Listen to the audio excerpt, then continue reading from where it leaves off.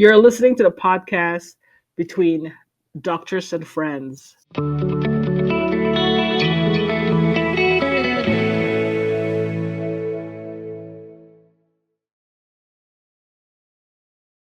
Welcome to another episode of Between Doctors and Friends. We have here our host, Dr. Ray, OB-GYN physician, and Dr. Foz, a primary care physician, and we have some of our studio audience. How are you guys doing? Dr. Ray, how are you doing?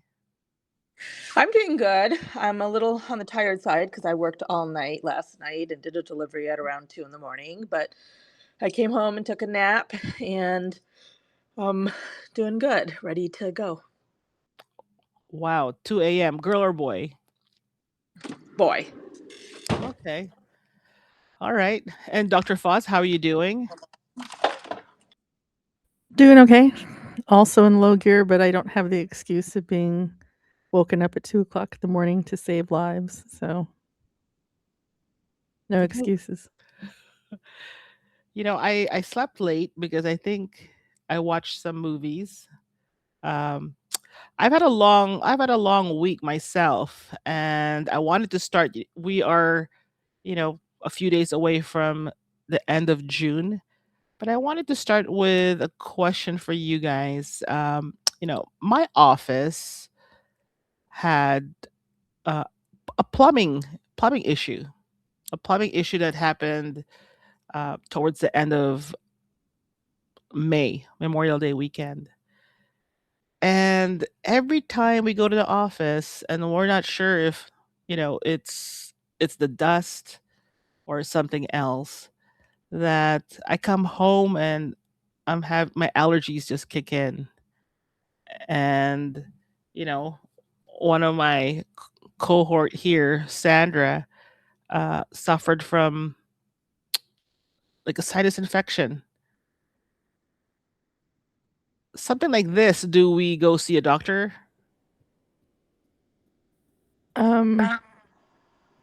Well, it kind of depends on the severity of your symptoms. And is it only when you go into your office?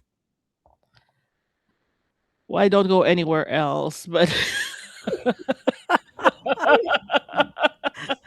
That's so That's sad. unfortunate. I know. And then our neighbor, she hasn't been able to go into her space, but her space has been like sealed shut. And we have ours, like our doors open. And Dr. Ray actually came to visit us. And I hope, I don't know if your allergies kicked in or anything. No, I don't get allergies luckily, but I did not have any weird side effect or anything from being there. Okay. People absolutely can be allergic to molds that grow. I mean, I'm only thinking molds just because there was a plumbing issue and water retention. I also know where you live is generally lower humidity. But I mean, people can have allergic reactions to molds that are in things. And so, like, you just like you can be allergic to pollen and you can be allergic to, pet dander or things like that. I mean, mold is one of those things that you can also be allergic to. And it would be, in the building owner's best interest to make sure there isn't any mold growing because that's destructive to property in general. But I mean, if you're allergic, you're allergic. You can get allergy testing. Say it again. You can get allergy testing. Okay. That would be best through an allergist. Okay. But often unless you're planning to start immunotherapy with allergy shots and things like that, we just treat it empirically. So sometimes knowing what you're allergic to doesn't necessarily change how we manage things. Like, it doesn't alter the fact that we would want to treat you with antihistamines or nasal steroids or whatever we use also. Got it. And tell me more about like sinus infection. So, like Sandra, she got sinus infection, and like how does one get one? That may or may not be related. Okay. Sinus infections can come up for whatever reasons, but commonly they're a consequence of chronic issues with difficulty draining the sinuses because of inflammation from allergies, and it doesn't have to be just molds, because I know our friend who had the sinus infection also has other allergies, because we've talked about that before. And you can also develop as a consequence of an upper respiratory infection, getting a cold or flu or COVID or something like that, because of the swelling in the nasal passages and difficulty clearing mucus and retention and all those things. Oh wow. And so, in our situation, um, would you advise we stay away from the space, get it, tested for mold, and then what? I mean, would you advise to see a doctor? You know, Well, I see a lot of like, oh, I need, testing for toxic mold and all these things. I don't really know what that means, because what are you going to do? I mean, is there mold? Then you have to rip out the building materials and start over. And I mean, I don't Shouldn't know if that those be, things. sorry, Mhm. shouldn't that be the responsibility of your landlord? This is not a building you own, correct?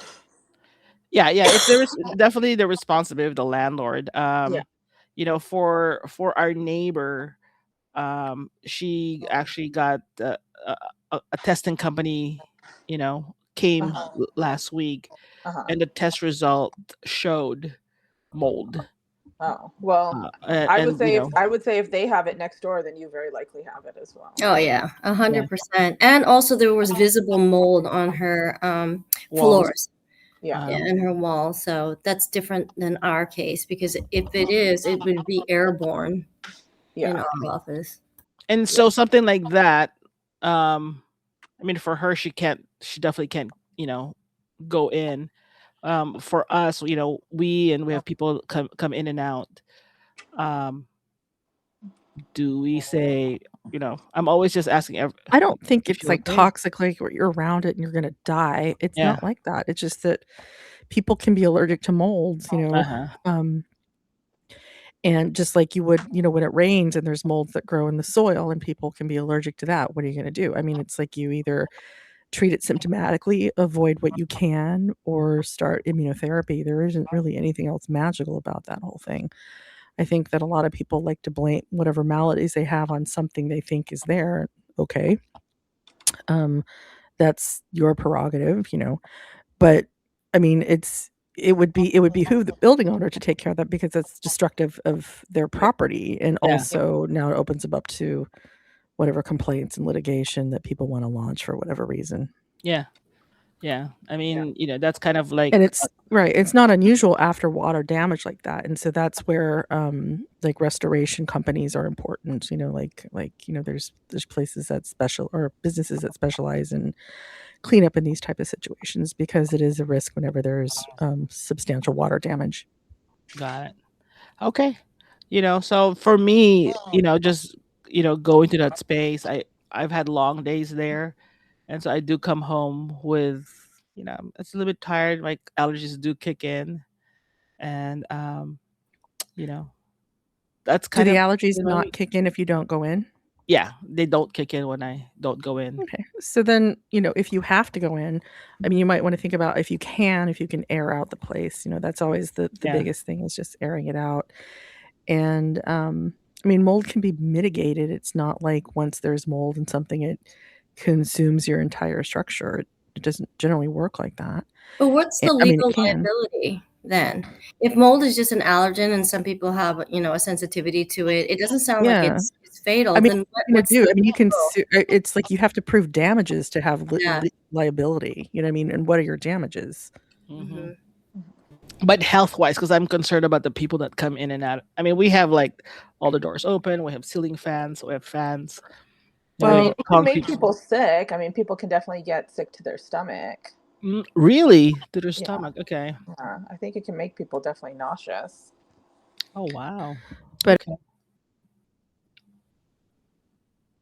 Go on, as Dr. soon as you Fun. remove the noxious stimuli, I mean, it should be okay. I mean, I would just try to keep the place aerated and really work with your landlord and saying, hey, I think we're having some mold issues. Um, the adjoining suite has it, and now we're having some symptoms. What can be done about this? Yeah. Yeah, the timing is great because the landlord just raised the rent on all the commercial tenants. So It's like, and then water, but then we got water damage. So now it's like, okay, this is going to become where the city wants to get involved. That's how invasive the damage was to the space, our space, and the our neighbor's space. So we know But it's pretty extensive. And but during her test, they said that there was still moisture behind the wall after the repair was done. well, legally we could That's talk about bad this legal somewhere else, thinking. but I'm just concerned about health. Make sure that everyone's going to be okay, and Well, like there's good repairs. There's replacing things that need to be replaced Yeah. because they're not going to be structurally sound because they're wet and whatever. Or, once again, I'm not a building inspector or in construction. I mean, I'm sure there's some things that just need a certain amount of drying out time and ventilation that would make things still okay. But I mean, it sounds like if it was just a superficial, oh, there's all this damage and let's just paint over it and let it go, then that's an issue. yeah, which is what they did. But anyway, moving on. So if you kind of run into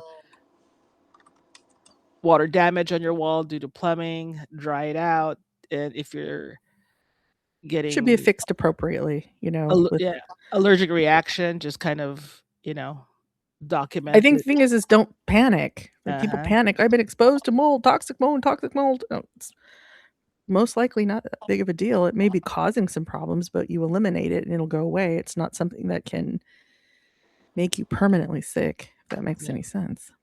Yeah. Okay. And we've also been having like air issues here in Los Angeles. Fortunately, not in our area. It hasn't reached our area, but we've had that chemical, uh, like a refrigeration warehouse fire. Have you heard of that? We had like a huge I heard about that. warehouse, like the solar, and of course, no one knows allegedly on what caused the fire, but it exhumed all these like chemicals, and that's that's a different. Those could be life? Are they like the damages, right, to like your lungs? Like, do people that are in that area, would they need to go see their doctor, and what would they need to do? No, please don't come and see us. Just because you've been exposed, please don't come and see us. The doctors are already overwhelmed with real stuff. So definitely any kind of industrial fire with plastics and chemicals, all that stuff can get into the air and pollute the air. So I think I saw in the news that they told Los Angeles people to like try and stay indoors and don't like go outside for a jog or, play sports outside or something if you can help it, and just sort of stay inside until the air circulates and clears. If just because you've been exposed to something doesn't mean you need to immediately go to your doctor's office. A lot of times, yes, you can get exposed to these things, and sometimes it takes years to cause a problem in your body. And then, when you get symptomatic or something, then go in to seek treatment. But correct me if I'm wrong, Dr. Foz. I mean, there's nothing that can be done if you've been exposed to some, you know, pollutant in the air. There's not like a magic Yeah. pill to take that blocks it. It's like, okay, you No. were exposed to it. It's Now, about just avoidance. yeah, now just try and, be healthy as much as you can. And if you have any difficulty breathing or whatever symptoms, then come back and see us. And when you come back, then let us know, hey, in the past I've been exposed to something, and that's it. It's kind of like, I guess, what happened like with 9/11, right? Everybody got exposed to all that toxic fumes Yeah. and smoke and everything. And they, many years later, they developed their pulmonary issues, pulmonary fibrosis. But there wasn't anything. I don't think, again, it's not my field of medicine, so I don't know, but I don't think if they had all gone to the doctor, could they have given something to prevent what they were exposed to. I think once you're exposed to it, you're exposed to it.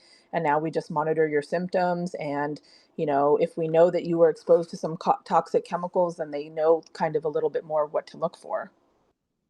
Yeah, I mean, there isn't it's about avoidance, right? It's not unlike if there's like, extensive wildfires. Like that's what's going on right now in like Utah, right? There's like extensive wildfires. It's like it doesn't matter what's burning. It's an irritant and it's a particulate that you can inhale.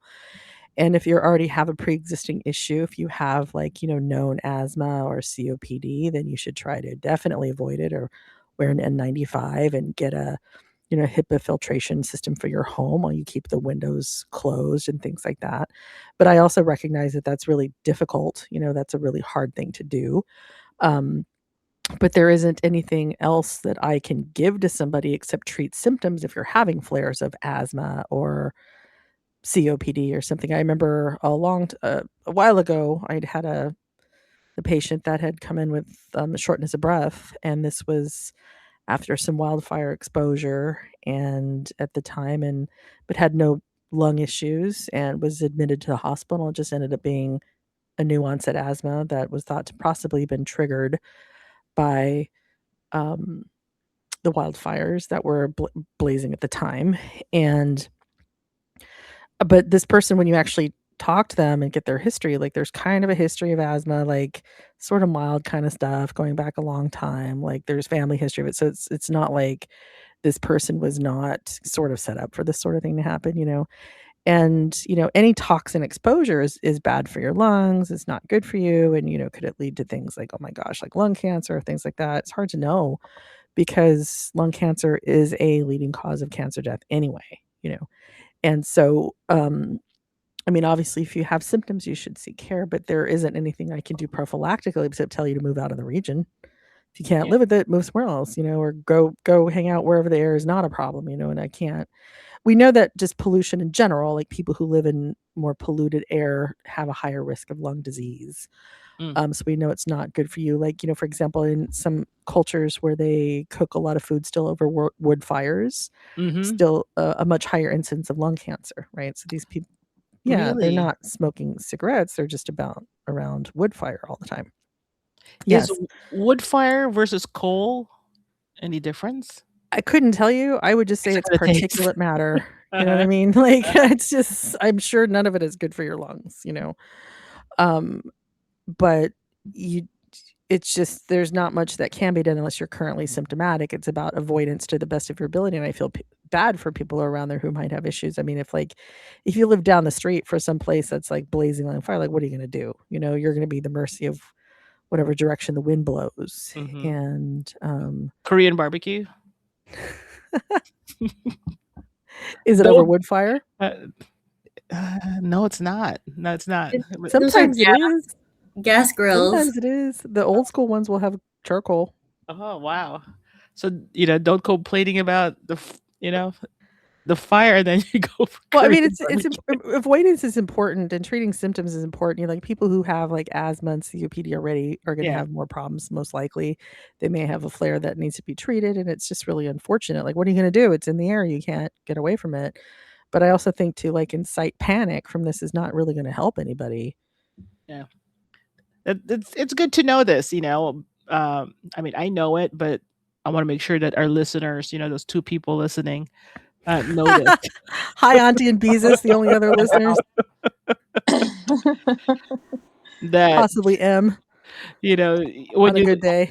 There's nothing else to do, or B I on a good wondered, day. like, what tests do you guys have if someone came to you with, like Nothing. I don't have like there's a lot of things I can't do that I think the Uh-huh. public thinks I should be able to do, and it's like, yep, that doesn't exist. I mean, what are you gonna do? Um, and I think worrying unnecessarily about some things is not gonna make any situation better. Uh-huh. There you go. Don't worry until it's really bad. I'm just kidding. Well, it's not about worry. It's just about like just take care of business. Like, I mean, if it's horrible, you know, because I know that there was some other toxin situation somewhere in the Southern California region where they were going to have to like evacuate people, right? There was some sort of toxic something that was going to be an issue. And so there was going to be like there was like evacuations of like something like 40,000 people.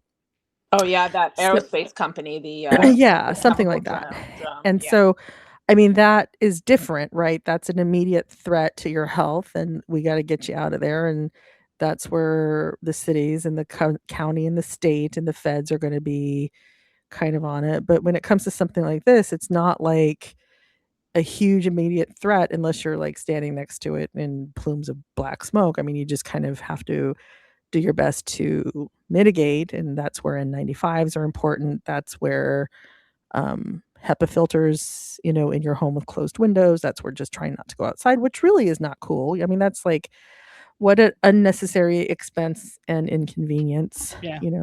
and fear creating, situation. Of course, it's awful. And I'd heard something about like there was something like billions of pounds of frozen food, some That's sort the of one. extraordinary That's number. the I was like, you can one. have that much?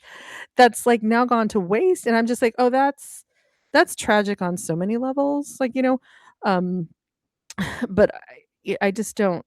There's unless you come into me, you're coughing and wheezing, and I need to treat you for asthma or COPD flare or something. I don't think you should panic. I think you should just try to avoid and do the best you can, just like all of us do.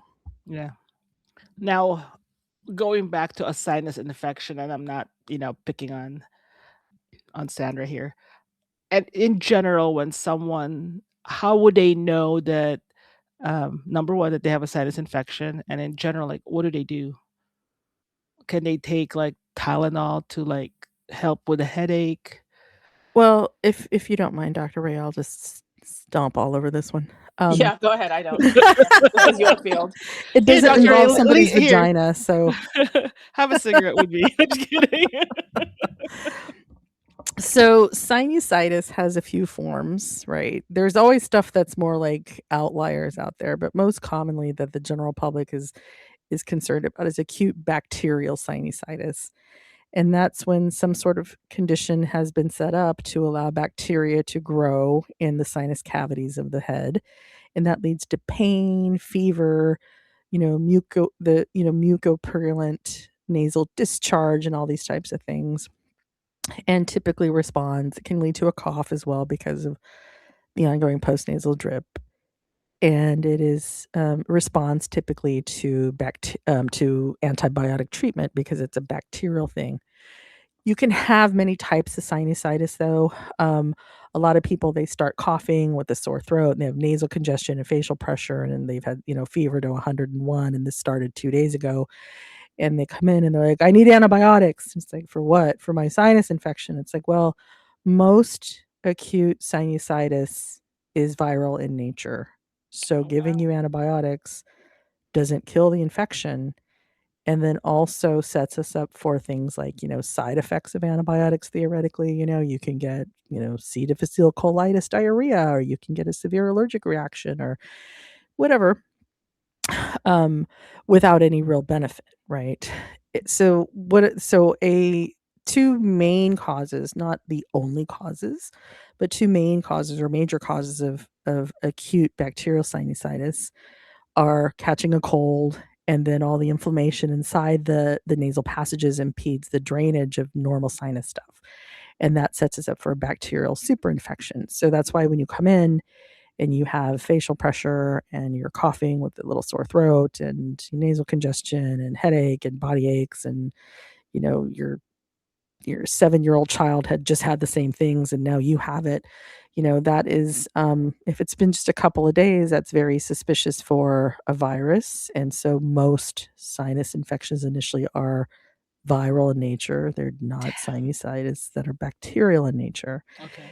So then, but if you have when we think of it as becoming bacterial is when there's been two things, is when you've had persistent symptoms. So, okay, now I'm continuing to have symptoms and it's been 10 days and my cough got better, my throat got better, but I still have all this facial pressure and nasal discharge that's not going away.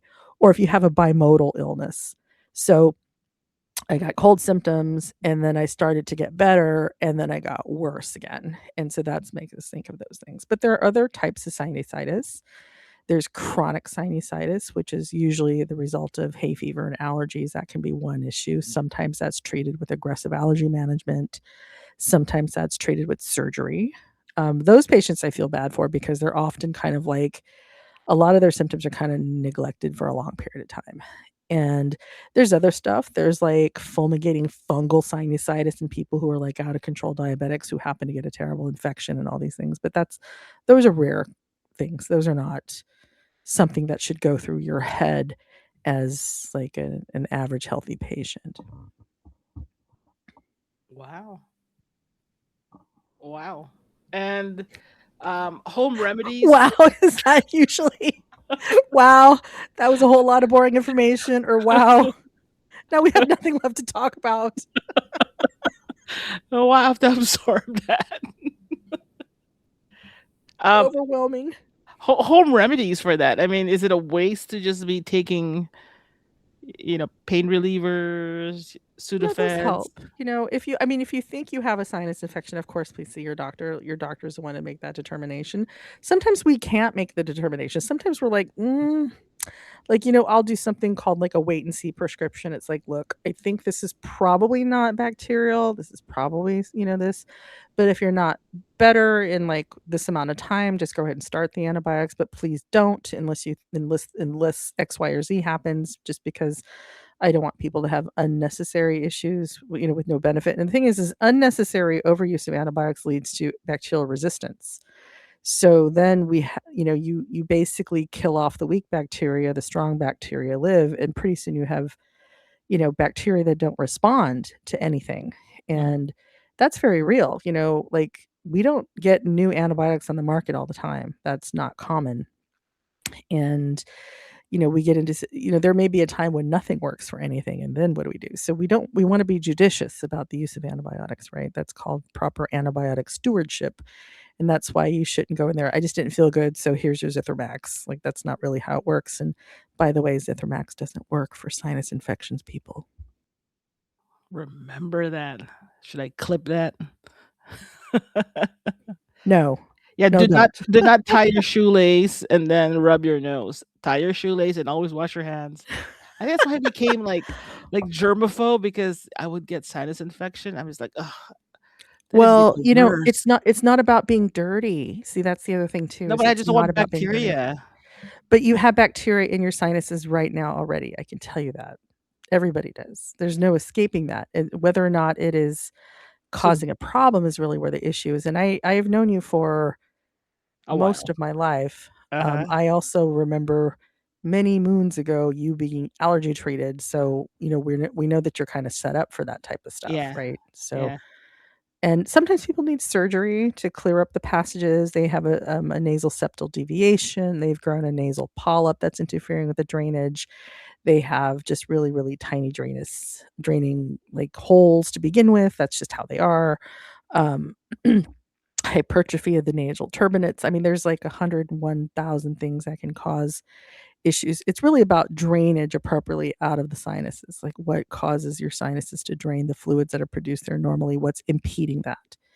Is it inflammation and swelling from a cold, or is it inflammation and swelling from allergies, or is it an anatomical thing, Wait, so or something else? all I got from this is like, don't like clip your nose hair. Why would you? Where did Why, you? where Where did that come from? Okay, everybody, this is a day in the life of me when I walk into a room and I try my best to answer a patient's questions, and all of a sudden something comes out of left field, and I'm like, did we We didn't talk even about talk nasal about hair? that. How did you get that as a takeaway? Well, you have bacteria in your nose already, and that's what the hair. The hair is probably not related in any way, shape, or form. Also, people that clip their nose hair, they don't. There's no consequence to that. Well, 'Cause just I like didn't know anything nose else, hair. are you clipping it so ridiculously so that you're cutting the skin inside your nose? That's a problem.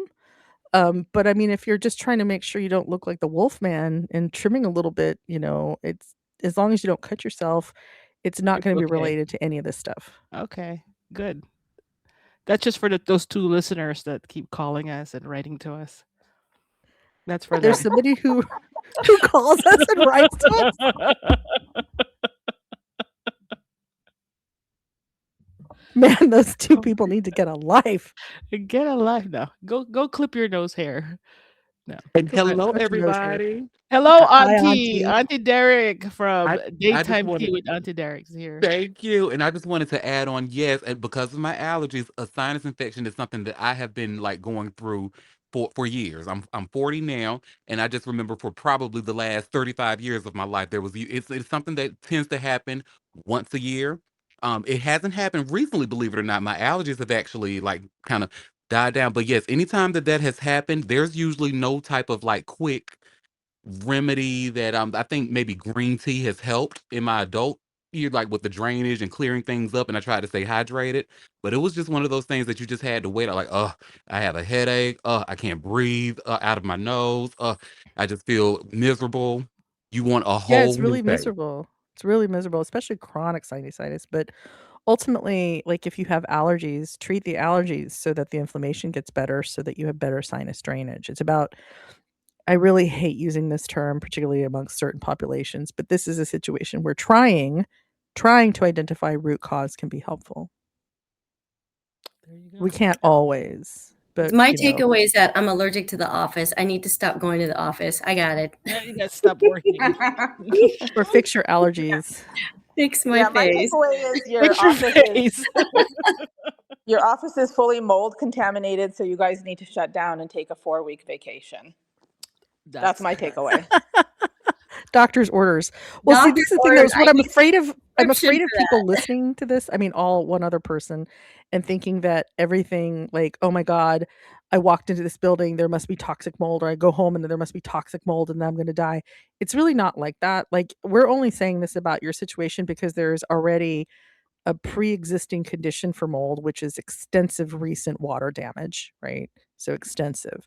And the other issue is that there is already a known mold issue in an adjoining suite. Yeah. This isn't like I walk into my house and I start coughing, therefore I must have mold all over my home. No, most likely you're allergic to the dust mites that live in everybody's carpet and or curtains or whatever, you know. So I don't want everybody jumping to like crazy conclusions that are mostly based out of fear and not out of facts. So we could still go to Hawaii. Silence after that. I know. More water on that parade. Oh, we here could- she goes. Here she goes. Now, actually, you mentioned something good, and that's, Sandra, we should probably take the curtain down. I mean, our office is like it's concrete, and that dries. Aside from the wooden walls, and you know, but I think the curtain probably give it a good wash. Well, if it's dry, it's not harboring mold. But I Okay. mean, curtains harbor dust, and especially if it's Yeah. it's a building that's like on a busier street and it gets opened, there's going to be more particulate matter from the vehicles that are driving by. Like washing, it's not a bad idea. But if it's dry, it's not likely full of mold. If that makes any sense. Yeah. How And long does it take once you identified, okay, this is definitely a sinus infection? How long does it typically take to leave? If it's appropriately treated, if the sinusitis is appropriately identified and treated with the appropriate antibiotics, you should start to feel better with most treatment for bacterial infections that are appropriately responding to the correct treatment. Once again, viruses will not do that. You should start to feel better within 72 hours or so. Okay, I think the last time I went to see a doctor regarding a sinus infection, they said that um, it was probably the tail end of one, so they didn't really do anything for me. They just said, they sent me on my way with wait it out. Right, because too much antibiotics are not helpful. So there is a lot of antibiotics will give an anti-inflammatory effect, even though it's not necessarily an antibacterial effect. But one of the most important tools in the treatment of recurrent sinusitis, chronic sinusitis, or even acute bacterial sinusitis is nasal saline rinses. And so that I do encourage. You want to use, you can use like a neti pot or one of those squirt bottle kind of things. You do want to make sure that you mix it with distilled water. That's important, not purified water, not, you can use tap water, but you have to boil it hard for at least 10 minutes before you use it. But that can when you make hard-boiled eggs, Sandra, you ew. go- Excuse me? Not egg water. Not egg Egg water. Oh my gross. And then and being consistent with nasal saline rinses, because I think that's one of the things too, is because, I mean, it's just like a lot of things, right? Like people start to doing something and then they feel better, so then they stop doing it, and now the problem comes back, and it's like, well, yeah, it's maintenance. You got to do the maintenance. So when you say consistent, is this like an everyday thing that Usually, okay. sometimes it's a couple times a day, but it can be really helpful in people with allergies and hay fever, or with chronic sinusitis. Like that is one of the backbones of that. It just helps soothe those nasal passages. It rinses out a lot of the mucus that builds up. It helps things drain, and so Yeah. it's not a bad thing. Yeah, always have one. Travel with one. That's so important. At least I always Yeah, have it's hard one. to travel with because you have to get the distilled water, or you can't use regular tap water. Well, you So Well, could you boil it for can, as 10 long as minutes. you boil it. So, like, who's you gonna boil something in a hotel for 10 minutes?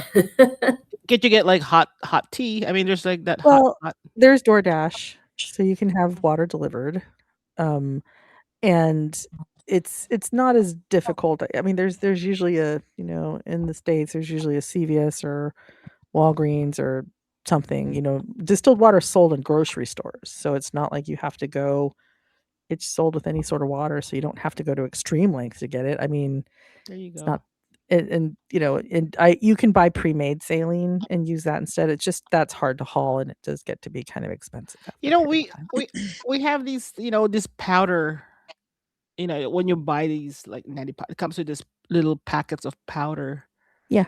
I think it's like maybe like saline, half baking soda, half something else. Yeah, it's a salt baking soda solution. So I will tell you, as somebody who also has chronic sinus issues and allergies, I've done the rinses without that, and it Yeah. burns like fire. All it Yeah. does, it just makes it not burn. Yeah. Yeah.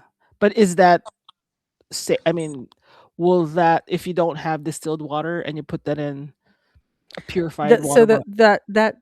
that amount of sodium and sodium bicarbonate is just to balance pHs and match Ah. isotonicity, like the tonicity of body fluids, so it's not gonna kill any bacteria. Ah. Wow, I learned something new.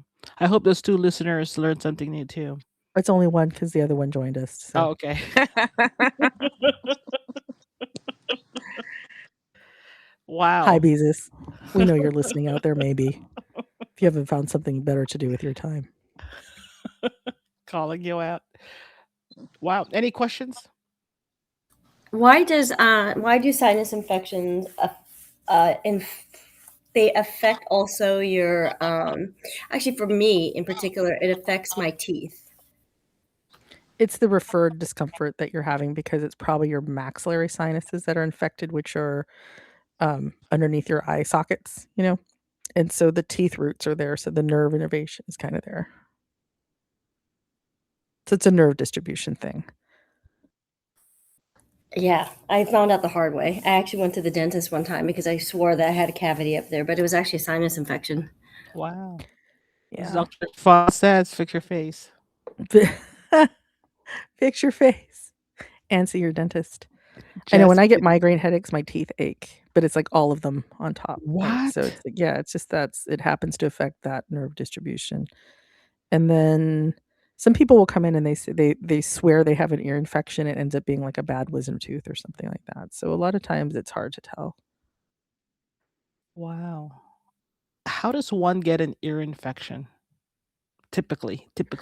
Well, there's once again, there's different types of ear infections. So actually, acute otitis media, which is a bacterial infection of the middle ear, is something that's seen very commonly in children, less so in adults. It would be a little bit unusual to be seen in adults. Though adults will frequently come in with ear pain, and there's a condition called eustachian tube dysfunction, which is a problem, and we see this alert in patients who have allergies as well. And what it is the eustachian tube is a tube that connects the middle ear to the back of the throat, and I can't see it if I look in your ear, and I can't see it if I look in your throat. So, for the next person who asks me that, I can't see it unless I hook, like, a laryngoscope into your throat and look, right? But that is a tube that's normally open, and it's taking drainage out from the middle ear, and Sometimes when you catch a cold or if you have allergies, for the same thing or for reasons that you can't always determine, that will swell up and it doesn't drain fluid very well. So people will complain of ear pain. Sometimes they'll complain of muffled hearing. Sometimes they're convinced they have an ear infection, but you look in the ear and it's totally fine. And it's the pressure that builds up from that. And so usually it's the consequence of some underlying allergies and hay fever. Like even in patients who don't report to me of that, it's interesting how like I ask a lot of people, like, do you have any hay fever allergies? They'll tell me flat out no. And then they'll tell me, but like every spring my nose gets itchy and runny and I'm like having to clear my throat a lot or something. I'm just like, that happens a lot in medicine. That's a whole other discussion.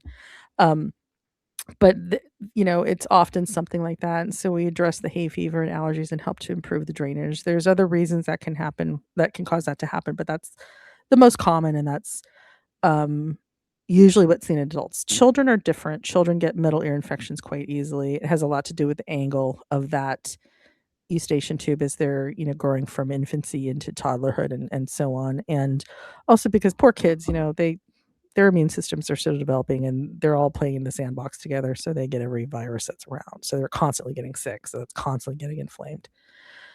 There's other types of ear infections. There's otitis externa, which is an infection of the ear canal. That's really more of a skin thing. It can be bacterial. It's the same thing as like swimmer's ear, but it can also be fungal in nature. That's always interesting. And there's a million things that can cause an ear infection. Wow, we're just throwing left and right things at you, and you're kind of throwing it back at us. I know. Wait, vertigo, is that caused by ear infections or are there a number of causes? Can be. So vertigo, so my most hated when people come in, the things I hate when they say, "Why are you here?" I'm here because I'm dizzy. Usually now I'm dizzy. I cannot stand that because the layperson's definition of dizzy is different than the medical definition. There's no medical definition of dizzy, right? Oh, So there's many types. So most commonly people can feel so there's dizzy that we would describe as the medical term would be presyncope, which is where you feel like there's a curtain coming down over your vision and you're going to lose consciousness, or there's like tunnel vision, you're going to lose consciousness. That makes me think of certain causes, right? So I'm going to lose consciousness. I'm seeing spots before my eyes, like that type of stuff. Then there's vertigo, which is technically it's motion, a feeling of motion, but you're not moving. And that can be caused by a number of different things. Most commonly, it's benign positional vertigo in the otherwise healthy adult. And then there is also like there's other types of dizziness, like disequilibrium, which is like kind of like I'm not feeling like I'm going to pass out. I'm not feeling like there's movement when I'm moving, but just my arms and legs aren't working very well, And sometimes that's from like nerve problems in the periphery and all those types of things. And then there is um,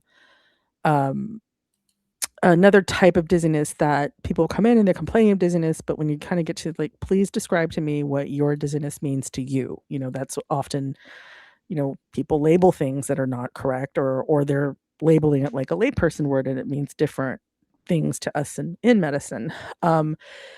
It'll end up being kind of like feeling disconnected. Like I'm here, I'm not gonna lose consciousness, I'm not moving, I'm walking around okay. I just don't feel like I don't feel connected to what's around me. I'm feeling disconnected or really distant, even though I'm right here. And that's often the result of anxiety. So when you go back to classic vertigo, so in the average otherwise healthy outpatient, right? So you're talking about a sensation of movement when you don't have movement. The first thing I think of is something called benign positional vertigo, which is a problem in the inner ear. That is I guess you can call it an anatomical problem. It's to make it simple, the structure in the semicircular canals, which are deep inside the inner ear, I can't see it no matter how hard I tried. You can't view it from the outside. They're not functioning right, and they're sending different signals to your brain than your eyes are getting, and so that leads to positional vertigo. We can fix that with a series of head maneuvers. The other thing, but Another potential cause of that is something called labyrinthitis, which is a bacterial infection of, or excuse me, it's not bacterial typically, it is viral infection of the inner ear. And that is also not a big deal because it'll go away. We can treat it with like steroids and things if we need to. So that's common. And there's another condition called Meniere's disease, which is hearing loss in conjunction with vertigo symptoms, and so that's a whole other type of inner ear problem. So it's a long list of potentials. I'm just gonna defend myself why I never paid attention to my biology classes. Gotta check that with all those words. I'm trying not to bore you, but you asked me questions that are boring, so here you go. Okay, I'll But remember that every next time. every Impressive field though. has their terminology. Yeah. I mean, computer science and stuff has terminology. You guys speak your own language. So to me, when I'm hearing Sandra you does. and Sandra talk, I'm like, I don't understand the words that you guys are saying. It's like wah wah wah wah Yeah. wah. This Yeah. is great though. I mean, So anyone who's welcome to the inner workings of how we think about these things. right, Yeah. and I see on social media people complaining about don't listen to what people, medical advice from TikTok and Instagram. Well, you should be listening to Between Doctors and Friends, and you're gonna learn about the real thing. Yeah. Well, I one of the things I have to say about all the stuff that happens, like there was this thing that was showing up in my YouTube feed, like these shorts from this doctor that I thought was saying things that made a lot of sense, right? I'm like, oh, I like this guy, and they were just little shorts, and I'm not following him. He just pops up in my feed, whatever. So I watched a few videos. I'm like, okay, this guy is like saying what should be said, and I respect it. It's true. Like, okay, I agree with this, right? It's legitimate. And then after the third one, he was promoting his book. I'm like, oh, you know, There you Yeah. go. Well, so that's what there's they're always it's saying is marketing. legit. I mean, it's marketing. And so that's why I think, when people come in and ask me about their red blood cell zinc level or some other voodoo I've never heard of, it's because somebody has said something on social media because they're marketing something. If not an item or a product, it's themselves. And the more views you get, the more money you get. It's all about money and monetization. Yet and so a lot of times patients come in to me and say things like this, and I really, really I'm trying not to be mean. I don't want to be mean, but I'm thinking I want to say it. I want to say, "Oh, so you fell for that bullshit?" You should ask, like, what platform did you learn this from, so we Like, could collect. you didn't fall for that, did you? That's what I'm going to say next time. Well, tell them to listen to this podcast because I fall for it. Now let's change anyone have a question, topic that we were talking about? Because about to change the subject. All right. No, Sinuses, go ahead. Yeah. All right. noses. So this is kind of one of the things that as I doom scroll, I save and kind of put aside to get your feedback that we could talk about. All right. Let's see if you guys can see this. Here it goes. Nurse practitioner from Las Vegas who was named one of the top 100 influential Filipinos in the world robbed the American government for $900 million. Mm.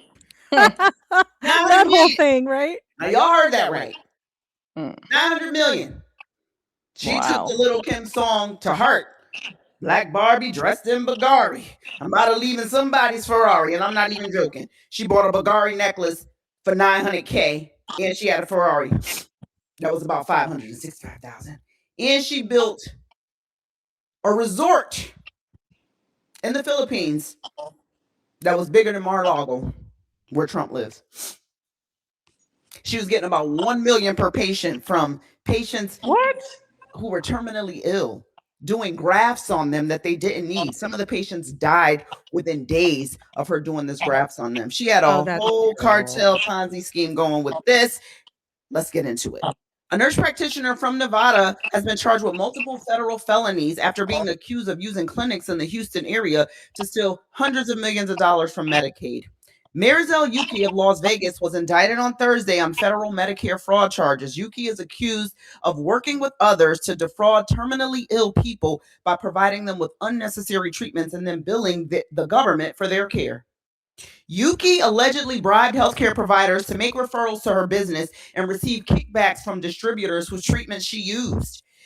Over the course of nearly 3 years, Yuki billed Medicare and TRICARE, the health insurance program for members of the U.S. military, for more than $906 million. From those claims, the co-conspirators received about $297 million in payments.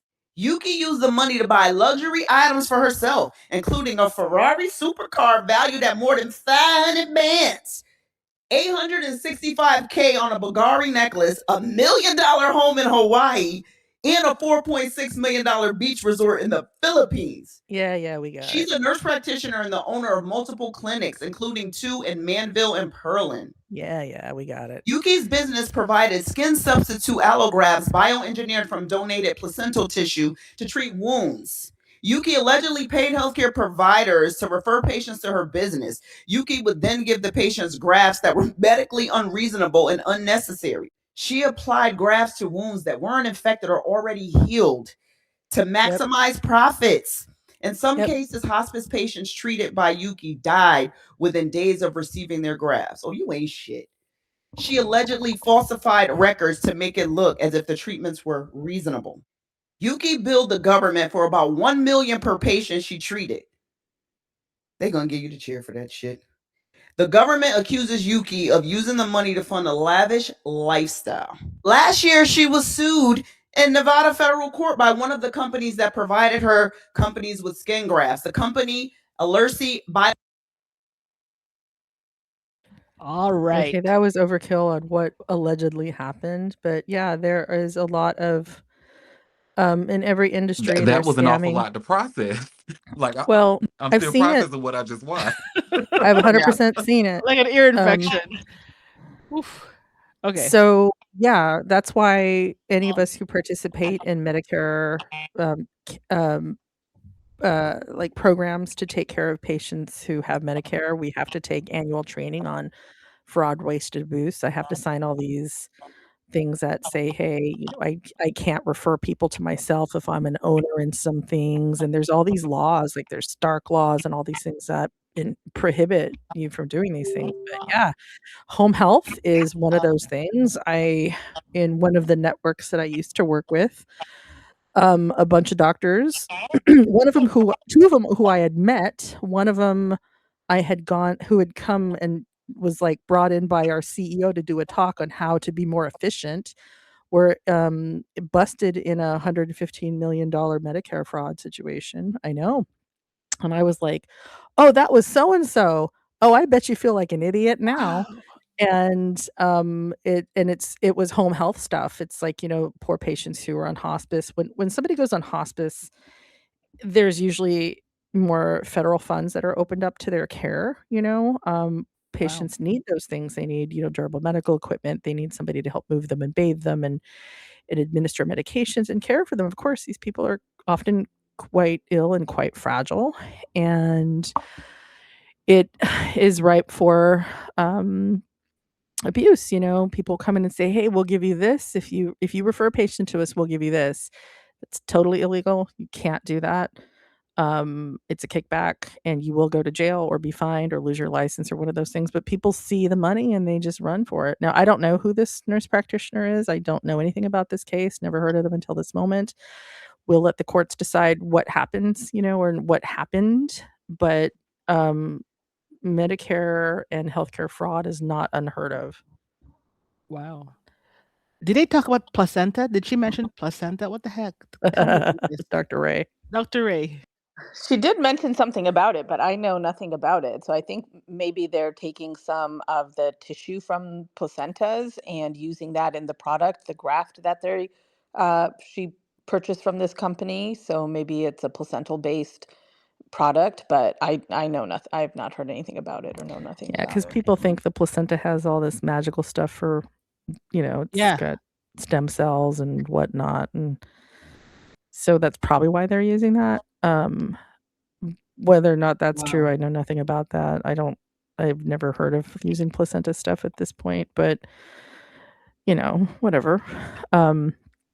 There is it's if people are dying right after it happens, it makes me think of two things. Is it from that, or is it those patients were going to die anyway? We're just going to do whatever so we can bill Medicare Uh, or an insurer or whatever is being defrauded. Fascinating. And feedback. Anyone here? I'm just like, wow. I I don't know mean, how people any, don't think they're not going to get caught. How yeah. do you think you're not going to get caught? That's the part that I think is like, I think is absurd. And I mean, and that doesn't, and I'm going to say this to be fair, if you pull up to your clinic and your nurse practitioner steps out of their Ferrari wearing Bulgari and carrying their, Birkin bag, they might be just independently wealthy. That's also possible, but so don't always be suspicious just because somebody's got some flash, but fraud is common. Yeah, I don't understand how I actually don't understand how it works because there's so many like people involved. You would have to have like 20 people involved in all this fraud or to pay them off to keep their mouth shut. And I just can't imagine that Totally. there's nobody in that all of those 20 people who would stand up and say, no, this is wrong. Like if I wanted to do fraud in my office, I would have to have, at least 7 people that are doing things In on it, not the or at right least way. willing to keep their mouth Yeah. shut. Wow. Yeah. And it I just can't imagine how that works. And that's okay. I'm private practice, so maybe it's smaller, but like in a hospital base or when you're owning this many clinics and you're having that many people, I just don't understand how that many people go along with it or are aware Well, of I'll it tell you and how. everything. Because Okay. this happened at one of the places that I used to work with. This network, the office that I was placed in, with the owner there is really a good person, like a really excellent physician and a good-hearted person and does everything by the book. So I don't want this to reflect on this person at all. But the truth of the matter is her business was entirely run by her family. So that's how it can happen. The front desk was her sister. The office manager was her adult son. The janitor was her brother-in-law. Like, I mean, it was a completely family-run business, and I think that's how it can happen, is because you have people that you can trust on a different level. Oh, wow. Yeah, That's so true. so that's different than if the entire family is there and the entire family sits down and says, "Hey, this is what we're all going to do and we're all going to, take all this money and go back to wherever, and build, all these homes and houses and be wonderfully rich." That's different because you have a Yeah. different relationship with that person. But I'm Yeah. talking like just like random employees that you hire, like how do you convince, I don't know, maybe because I'm not nefarious type person. I don't know how you would convince somebody to do something like that and how somebody doesn't go like, "Hey, this doesn't make sense. Why are we doing this?" And then, you also like, the general public think that, doctors and nurses are trying to do this type of stuff all the time, like do treatments that are not necessary. Oh my god, But no. I can't imagine like in my hospital, like if I went to the hospital right now and said for my patient, "Oh, I want to order, these 5 tests and I'm going to do these, 2 surgeries on them," that the nurses aren't going to be like, "What are you doing? We don't do that. That's not how it works." Or like some kind of checks and balances that's going on. I can't Always. There's so many go to eyes my on hospital. everything. Yeah. Are So they there's like no way. tell us about like when you say there's so many eyes on everything? What does that mean?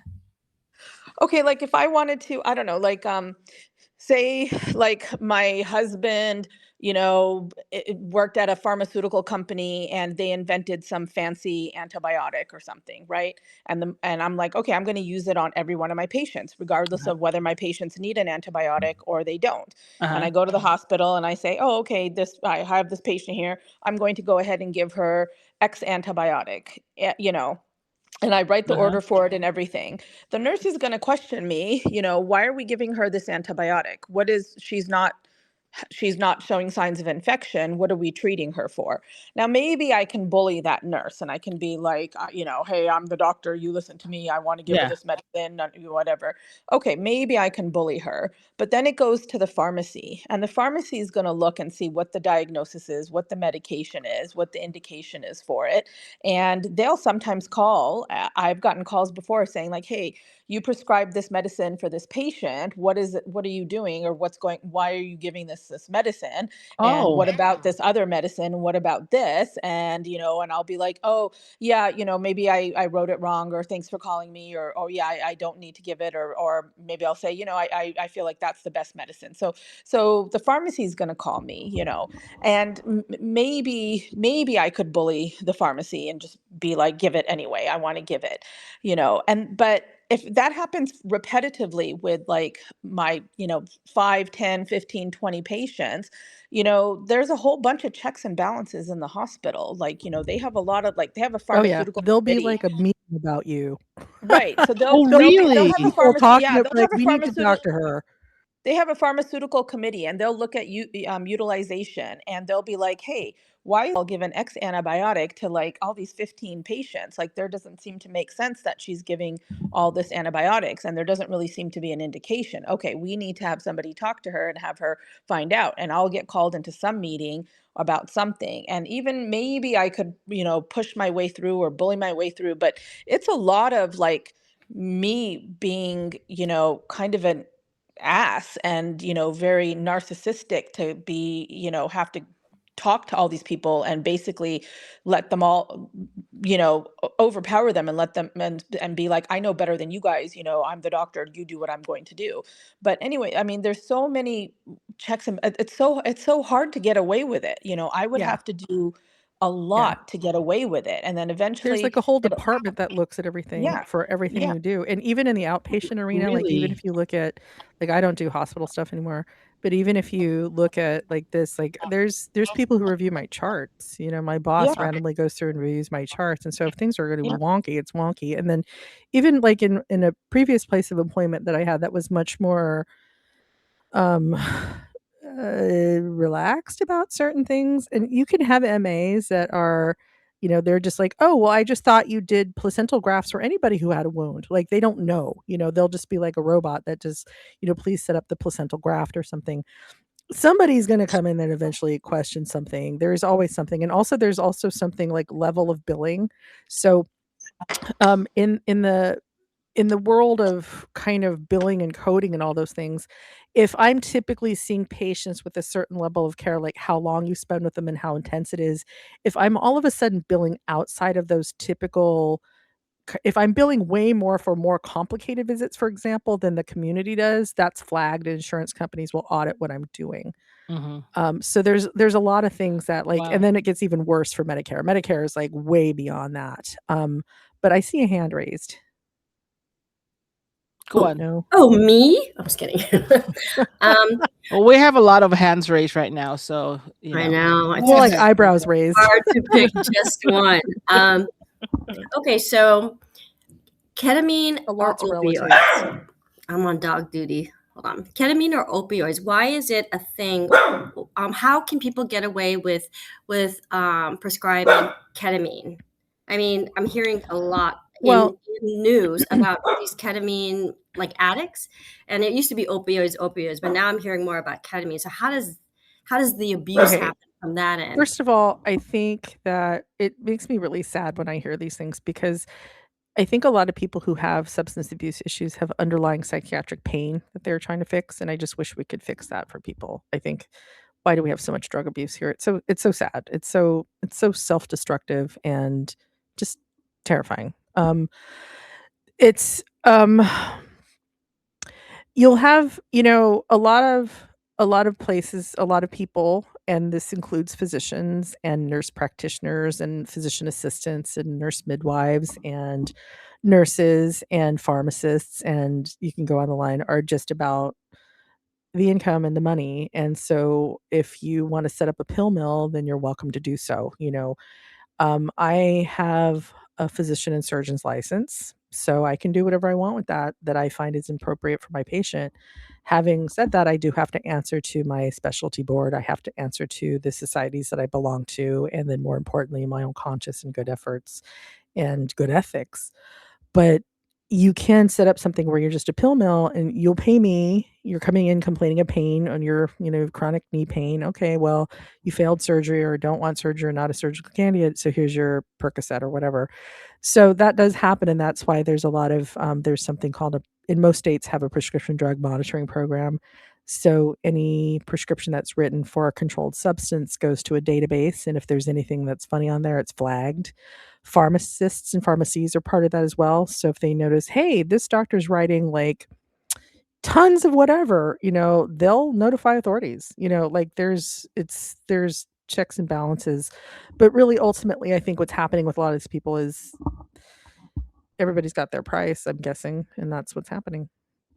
Wow, that's Dr. Ray had mentioned how the pharmacist can kind of call you back and Oh question. yeah. I mean, the pharmacy is she's talking a lot about inpatient pharmacies, which I relied on a lot when I was working in hospitals because they're very helpful. They help you manage your patient. They're part of the healthcare team, and in the outpatient arena, pharmacists want your patients to have what they need, and they want to make sure they're doctorate level trained healthcare providers. They're not just somebody who's filling pills, and Yeah. they are also required to monitor for things that are dangerous or outside of the norm. And that's not to say that all ketamine prescriptions nor opioid prescriptions are dangerous or questionable, but there's, it's the result of of of years of kind of like not really paying attention to this and not really realizing how dangerous can really be, and the whole Purdue and Sackler family thing, and blah blah blah. I don't pay much attention to that because I don't care. We try to do what's right. And so I mean it's the same thing with like Matthew Perry, right?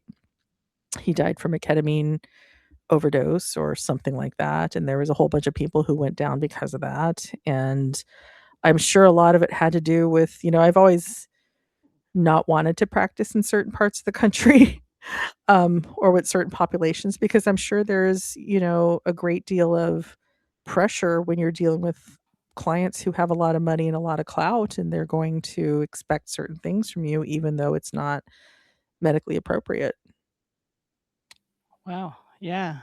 I mean, how much of the information does the pharmacist get to see? Pharmacist knows they have to have your insurance information, your demographics, what the prescription is, for how long, what your medications are, what your allergies are, and what diagnosis code it's tied to. So you have to tie things to a diagnosis code typically. Got it. That's new to me. That's good to know. Yeah, even when I prescribe prenatal vitamins, if I don't put the diagnosis code, they won't give it. So it can sometimes be frustrating because it's like, can't you look at her? She's pregnant and it's just freaking vitamins. Just give it to her. I It's know. not like, like, oh my gosh. And, It cracks they me have to up. send it back. Yeah, it's like I have to tie a diagnosis code to the Tylenol. I mean, they can just buy it themselves. You guys are jerks. Some of it is a little ridiculous. A lot of this is regulation that has come down from like the trick. So Medicare always sets the precedent, and then it trickles down. And so a lot of these things have come from um value-based care is what they call it. And so it's like everything's tied to a diagnosis, and so it's kind of a very complicated and very boring administrative discussion. So don't pick up like your blood pressure medication and then you have McDonald's in your car. Why not? Because then the pharmacist knows that. Well, they're not like spying on you. No, she just doesn't like being judged. Like the pharmacist probably is not. Well, first of all, the pharmacist is not usually the person handing you the med. That's true. It's usually the Right. pharmacy tech, right? Well, they're not trying to change your behavior. They're just giving you the medication and everything. But they know exactly why you're getting the medication. I mean, if I'm prescribing, Valtrex or 1 gram of azithromycin to be taken at one dosing, they can probably figure it out that I'm treating you for an STD, and they know exactly which Ah, one. And so they already know, like when you come in and they're handing you this medicine that, you have this situation or that problem. So, but again, Yeah. like Like Dr. they'll Foz says, question they're medical us. professionals, yeah. Yeah. I Wh- have a lot of respect for the pharmacists. Like an example would be, but they do question you. Like I use metformin, which is a diabetes drug, off label all the time to treat really high triglycerides. I've done that for a long time. And I have a tendency to write on the prescription, like, this much metformin, this often, and I'll put what the indication is. Like if I'm giving you like losartan for your blood pressure, I typically put, losartan 25 milligrams, 1 tablet a day for blood pressure. That way the patient knows what they're taking it for when they pick up and look at the bottle, right? Because a lot of times, I don't care how smart the patient is, they're not listening to what I'm saying at all. And so I'll write that, like, I'll put, metformin, blah, blah, blah, for triglycerides. And the pharmacy will call me like, you can't do that. I'm like, yeah, sure I can. Okay, now I'm just going to tell you to put the metformin and not put an indication. How do you like them apples? And then they're like, okay. Wow. Oh, yeah, we have another hand raised here. Okay, go on. Well, there's only one other person who would raise a hand here. So Okay, so I don't think you need to raise your hand when it's just I don't think so. I should just jump in. I'm just trying to be Just jump in. formal, yeah, All right. So, given like there is like an opioid epidemic or crisis and ketamine and all of that, do you guys have colleagues, either nurses or other, doctors that have ever had issues dealing with addiction? For themselves. not that I'm aware of. Like, and nobody, I can't say I've ever worked with anybody. I'm like, ooh, I think homie's got a drug problem. Never thought that. I think 1 or 2 of our anesthesiologists have, but Anesthesiologist. Wow. the Yeah. anesthesiology turnover is a lot, and so some of them, so the 2 that did, I didn't get to know or really hear a lot of what happened. And then years later, I heard a little comment or something, but I don't know enough of them close enough to get the juicy gossip. So I don't. And then it just felt sad to do that when someone's obviously having had addiction issues and had to leave the hospital for it. So I didn't want to be like, ooh, tell me the gossip. I mean, So it's somebody's career has been absolutely destroyed, and like Yeah. they might have spent, anesthesiologists are no joke. Their programs are rough. They're very smart physicians, and they do something that nobody else can do. So when I hear that, it's like, wow, what an absolute tragedy. And let's say they clean themselves up and everything's fine. How are they going to feed their families? It's just, it's tragic on so many levels. I have had partners though who have been in the past, not where I'm at now, and it's been a while, who've been accused of being pill mills, have been called out by places for that. These are people, to be fair, I was not working in the same office with them at the same time. They're, in the same organization under the same organizational umbrella. So I'm not standing next to them watching them write all these things. But the person that was accused of this, I think, wasn't doing anything nefarious. I think this person was just kind of a little bit naive and ignorant, if that makes any sense. Yeah. Wow. Well, you know what? Anything that anyone wants to add? Because that's a pretty good episode. It got juicy. No, I want to go into it some more. Well, I have Mystery, one other intrigue, and question. fraud. It's All right, not we about have- addiction. One other question. I don't know if it's like a tangent off of what we were just discussing. What about people that get drugs across the border? Have you Oh. guys ever run into that? I mean, there's some Like- people that, because of the skyrocketing health costs, they've been Oh, forced to, like and- legit drugs, not opioids and weed and My stuff like mom. that, well, right? that too. Either. Like, are you talking about like metformin or? Metformin's cheap, but some of the other meds are expensive. My mom, yeah, 100%. Yeah, some of I've known people. some I have a expensive. physician friend who can't afford their asthma medicine, so gets it from Canada for much cheaper. And I think that's terrifying that you have a physician that can't afford their own medications. In my mind, I'm like, okay, the rep needs to help them out. Okay. Okay, Wow. reps, like help out your homies.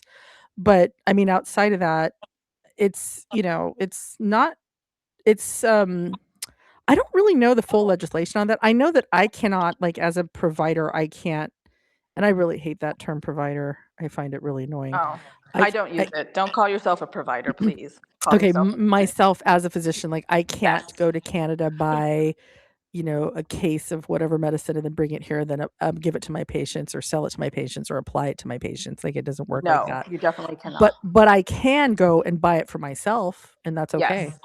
Yes. Okay. It's for personal use, not for commercial use, if that makes any sense. Yeah. Yeah. Wow. My takeaway is you can't be out in the streets trying to sell metformin. Well, I have to say, it's a little terrifying because I have a lot of patients who are from all parts of the world, right? They're from all over Asia, Europe, Latin America, Africa, the Middle East, like pretty much every place. Okay. And a lot of them are like, I feel bad. They're like, so I'm from Canada and I just got here and I know that you have to send me for this test. How does this happen and how much is it going to cost me? Like they're like coming in like terrified of the American healthcare system. They're coming in like skeeved out already. They're like, we've heard all these stories that it's really expensive and really difficult and hard to maneuver and all these. And I'm like, oh my God. And then I want to say, you're absolutely right.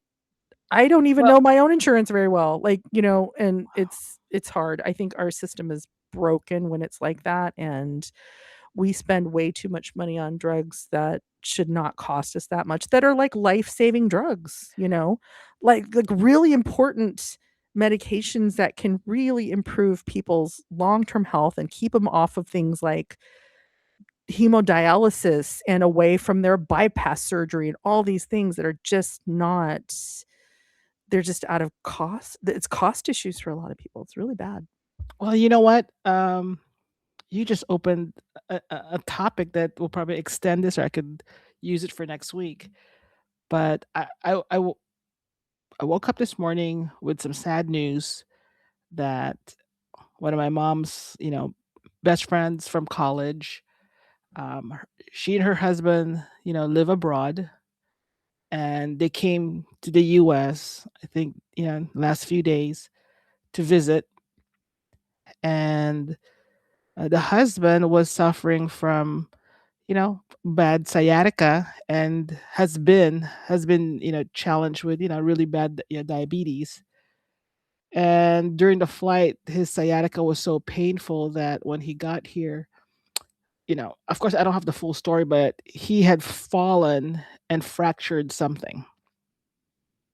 Went to the hospital, and they decided that they're gonna go back to their country for the surgery. Basically, he needs surgery, and I guess he's in so much pain that they've given him morphine, and it's just really terrible thing.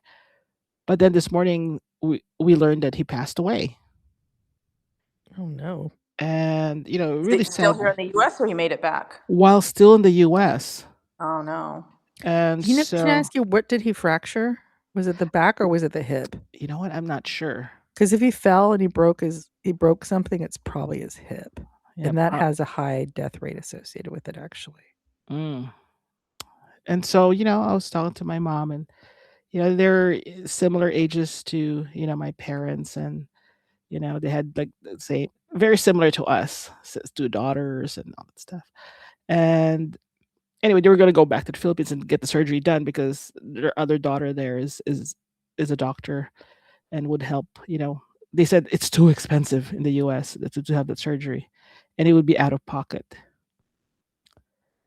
And I'm thinking, oh my god, so Well, I kind I'm of going to say something that's I'm going to say it. I obviously, if it's a surgery that's like on your back or your hip, which is a huge surgery, it's not like you're going to be up and running and you're going to be in the hospital for weeks and you're going to have to go to rehab before you can even walk.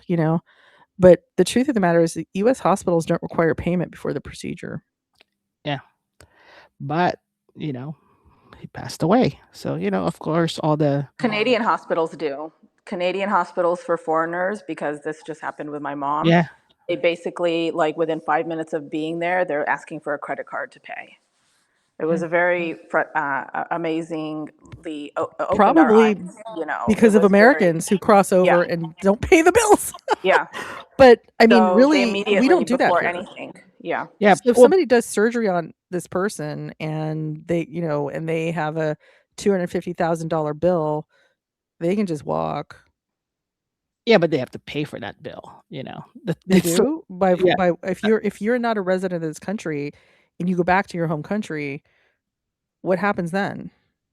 they'll still go after you, your estate, and he has Well, that's family only if you here. have US assets. Of Yeah, course I'm not condoning this or recommending this, but you know, what are they really going to do? They're going to go after your assets? Well, a lot of times hospitals write this stuff off as the cost of doing business. mm, They're not interested in taking somebody's like primary residence away from them because they were sick and injured.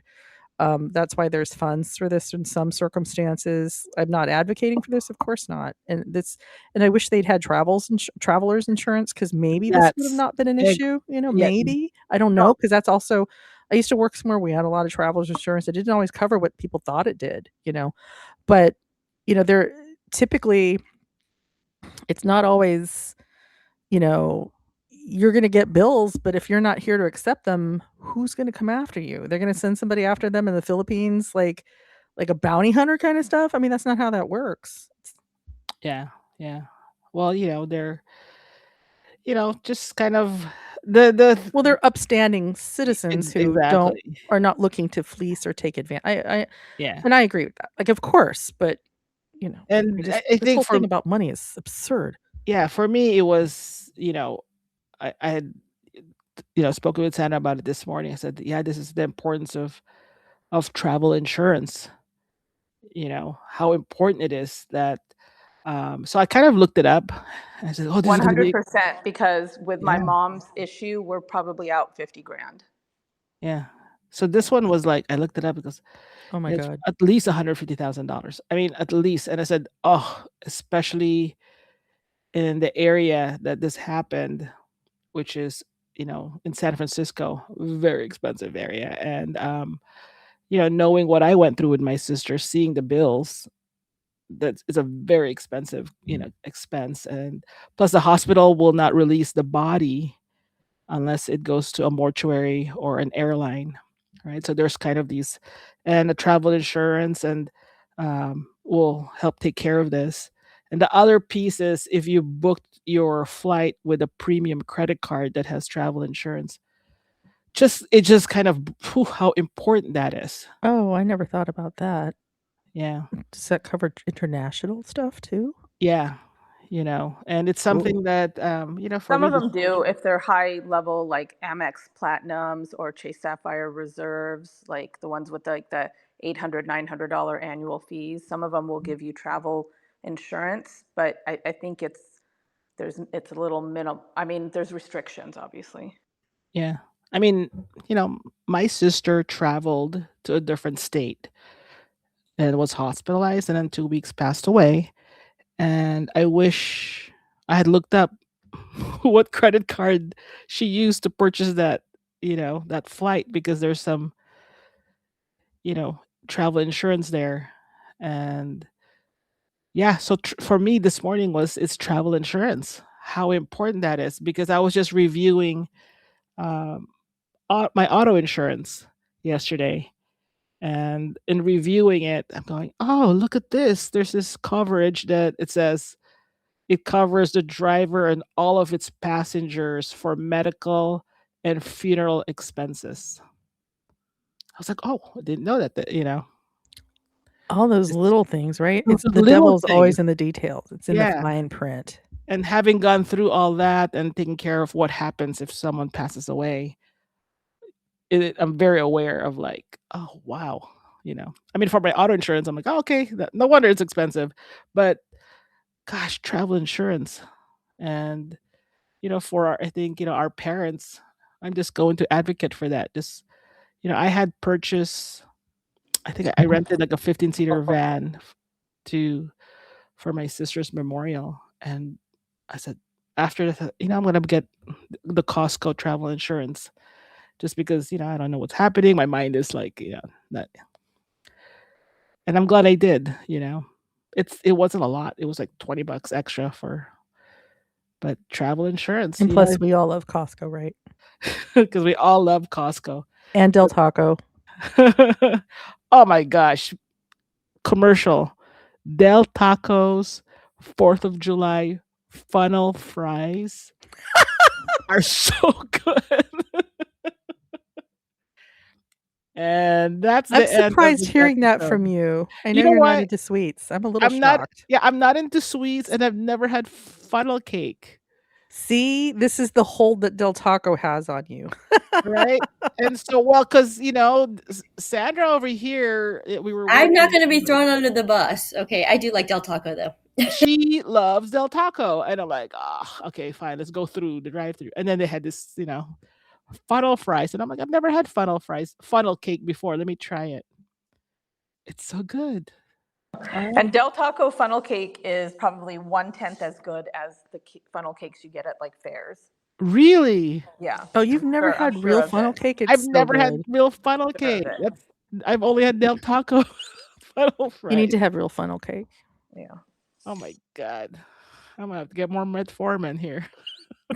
It's like a total American rite of passage. You have to have some funnel cake at some sort of fair or event or carnival or something. And what's the difference between a funnel cake and a churro?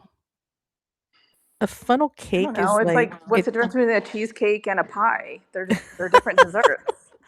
a churro is usually coated in cinnamon and sugar and it's thicker. And a funnel cake is like a thinner batter, and so it's like more squiggly. It's like squiggly. I think of it as like pancake batter kind of that's been like squiggled into hot oil. And so it's really crispy, and then it gets covered with like powdered sugar and or like fruit toppings or chocolate syrup or something, but it's really good. The Del Taco one is just simple. Like it's just the funnel, and maybe it's got sugar on top of it. You could kind of take it off. They call it Sugar. funnel cake because it's dispensed out of something that looks like a funnel. It's like a loose batter, and so it's like swirled into hot oil. All right, where can you get funnel cake if there's no festival happening? I don't know. Sometimes farmers markets. If you have a local farmers market, you can go there and get it. I've seen it frozen, but I don't know how good that would be. Yeah. All right. For our listeners out there, write us, let us know. Let me know where to get funnel cake. Beezus and Auntie Derek, let us know. When there's no festival. All right. Anyone else want to add something to this episode that's like all over the place? Nope. I think we talked about everything. Well, that concludes this episode. Bye. Bye, Bye, everyone. everyone.